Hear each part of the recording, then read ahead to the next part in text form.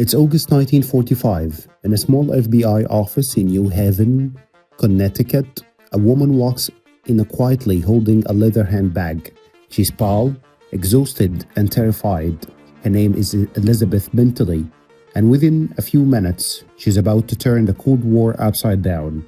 Inside the handbag are the names of dozens of American citizens, government workers, military officials, even scientists, all secretly working for the Soviet Union. And for years, Elizabeth had been their handler. She looks at the FBI agents and whispers, "I cannot live this lie anymore. I've been working for the Russians." At the moment the war changed, a simple confession from one woman ignited American greatest spy panic. It marked the beginning of the Red Scare, the McCarthy era, and decades of fear that no one, not even your neighbor, could be trusted. But who was Elizabeth Bentley? Really? A traitor? A patriot who changed her mind too late? Or just a woman caught between ideology and survival? In this episode, we will uncover how a bright American graduate from Vassar College became the Red Spy Queen, one of the most powerful Soviet agents in the US, and how her shocking defection exposed a hidden spy network that reached deep into Washington, D.C. The story begins long before the day at the FBI, in the middle of the Second World War, when ideology was more powerful than bullets. This is Denzel speaking, and welcome to the World of Intrigue. Before she became the Red Spy Queen, Elizabeth Bentley was simply a brilliant young woman from Connecticut.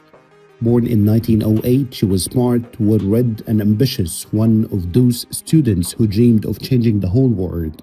She studied at Vassar College, one of America's top universities for women, then went on Columbia University for her master's degree in Italian art. But the world she was entering was broken. The 1930s were full of poverty, fascism, and global fear.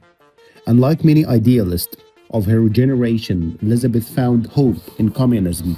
To her, it promised equality, fairness, and justice, a new world without greed or war.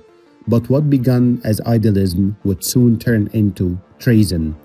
It was in New York that she met Jacob Jolas, a charming older Russian-born businessman who seemed to know everyone in leftist political circles. What she didn't know at first was that Golos was a senior operative for the Soviet NKVD, the organization that later became the KGB. Over time, Golos became her mentor, her recruiter, and eventually her lover. He taught her how to live in a double life, how to keep secrets, use codes, and collect information without being noticed. He called her "my little fox." By 1940, Elizabeth was no longer a simple activist. She was running a network of American informants. She worked under the code name Omenetsa, which means the clever girl in Russian. Her job was to collect government reports, war production data, and even military research, or secretly passed to Moscow. She used everything at her disposal: charm, intelligence, and a calm professional mask that fooled almost everyone. Even her friends thought she worked for a harmless import-export company. But behind closed doors, she was meeting agents, transferring envelopes full of classified information, and receiving orders from Moscow Center. Her connection to Golos was deep, both emotional and professional. When he died suddenly in 1943 from a heart attack, Elizabeth was devastated, but she did not stop.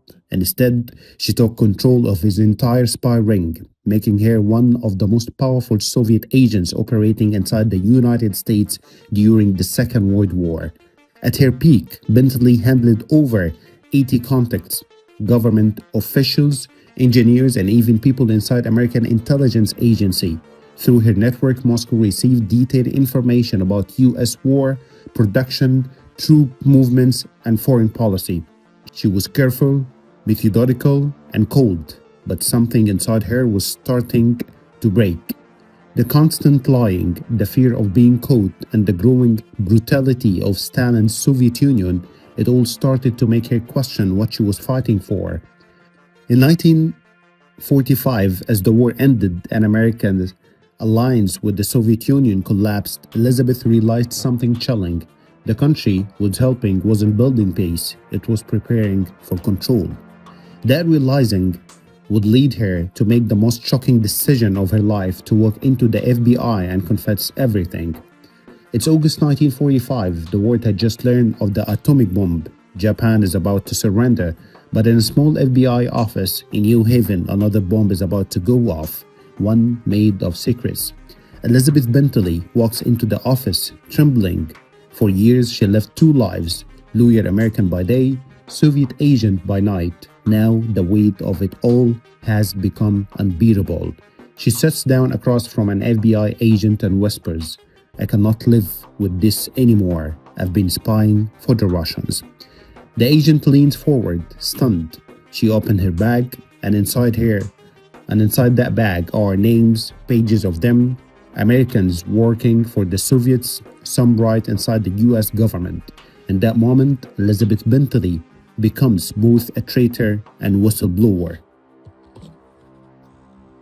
Over the next few weeks, she tells the FBI everything: how she was recruited, how she ran a spy ring, and how the Soviet Union had deep roots inside Washington, D.C.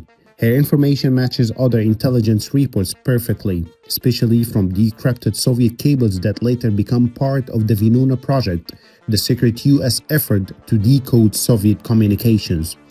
By late 1945, Bentley's revelation triggered panic inside the U.S. government. FBI agents began quietly investigating her claims. Dozens of suspected spies are watched, questioned, and removed from sensitive positions. But there is a problem. Without physical evidence, few can be prosecuted. Then in 1948, the story explodes. Elizabeth Bentley testifies before a congressional committee. Her calm, polite voice hides the storm she's unleashing. She names names, people in the Treasury Department, State Department, even in the White House. Newspapers call her the Red Spy Queen. To some Americans, she's a hero, a woman who found her consciousness and tried to save her country. To others, she's a liar, a broken spy trying to save herself. The hearing sparked a wave of fear across the nation, the beginning of the Red Scare and McCarthy era, when Americans began to suspect that communists were everywhere, in Hollywood, the press, even in classrooms. For Elizabeth, the fame was both a gift and a curse. She became a symbol, but she also became isolated. Her credibility was attacked, her health declined, and her old allies from the left called her a traitor. By the 1950s, she lived quietly in New Haven, giving occasional interviews but mostly staying out of the spotlight. She died in 1963, alone, long before historians confirmed that much of what she said was true. Today, newly declassified documents show that Elizabeth Bentley's warnings were rare. Her confessions exposed an entire Soviet spy network that could have gone undetected for decades. She was flawed, complicated, and human, but she changed the course of American history with one decision: to walk into the FBI office and tell the truth. In the end, we have to know that Elizabeth Bentley's story is not just about espionage. It's about what happens when belief turns into obsession, when loyalty, love, and ideology collide in the shadows.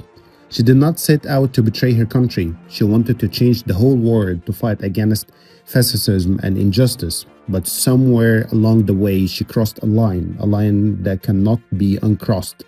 And when she finally decided to tell the truth, she lost everything. Her friends turned against her. The government she helped now questioned her motives, and history labeled her with one haunting title: the Red Spy Queen.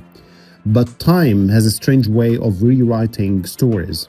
Years later, when the Soviet archives opened, historians discovered that much of what she said was true. She had indeed helped the FBI uncover one of the largest Soviet spy networks in America. Her warnings, once mocked, were real. Elizabeth Bentley was many things: a dreamer, a traitor, a whistleblower, and a warning. Her story reminds us that in this world, or in the world of intelligence, truth is never pure, and loyalty always has a price. And as this story of Cold War espionage closes, our next episode takes us to the new battlefield, with secrets, and politics collide once again. This time, we'll step into the heart of the Middle East and uncover the hidden stories of Palestine, where spies, resistance, and betrayal play out in ways the world rarely sees.